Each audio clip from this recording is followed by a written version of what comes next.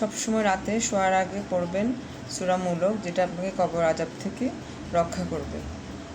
সকাল সন্ধ্যা সবসময় পড়বেন 3 বার করে বিসমিল্লাহিল্লাযী লা ইয়াদুররু মাআ ইসমিহি শাইউন ফিল আরদি ওয়ালা ফিস সামাই ওয়া হুয়াস সামিউল আলীম।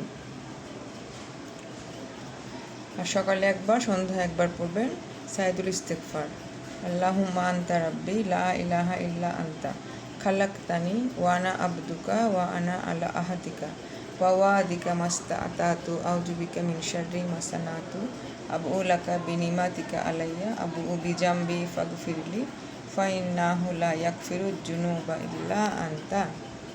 সকালে পড়লে আপনার যদি সন্ধ্যার আগে মৃত্যু হয় তাহলে শহীদের মৃত্যু নসিব হবে, জান্নাতে যাবেন।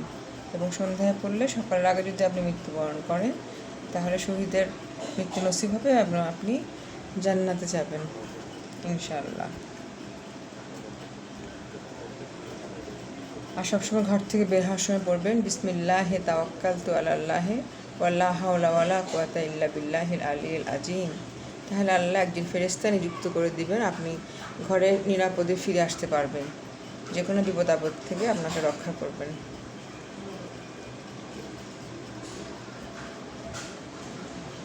আর সবসময় সূরা ইখলাস বেশি বেশি পড়বেন এবং ইস্তিগফার বেশি বেশি করবেন। আস্তাগফিরুল্লাহ ওয়া আতুবু ইলাইহি, আস্তাগফিরুল্লাহ ওয়া আতুবু ইলাইহি, আস্তাগফিরুল্লাহ ওয়া আতুবু ইলাইহি। আর সবসময় পড়বেন আস্তাগফিরুল্লাহ আল্লাযী লা ইলাহা ইল্লা হুয়াল হাইয়ুল কাইয়্যুম ওয়া আতুবু ইলাইহি। আর দরুদ শরীফ সবসময় পড়বেন, একবার দরুদ পড়লে নবীর উপরে 10টি রহমত আল্লাহ নাজিল করবেন আপনার উপরে।